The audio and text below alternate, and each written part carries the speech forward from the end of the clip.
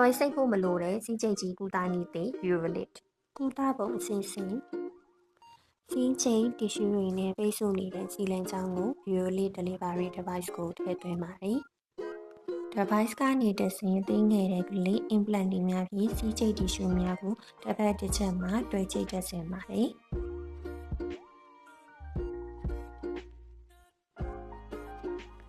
ပိတ်ဆို့နေတဲ့စီလန်ချောင်းတီရှူးတွေကိုကလေးလေးငယ်များဖြင့်ဘေးဘက်တစ်ချက်တစ်ဖက်တွန်းပို့ခြင်းဖြင့်စီလန်ချောင်းကိုပွင့်စေရဖြစ်ပါတယ်။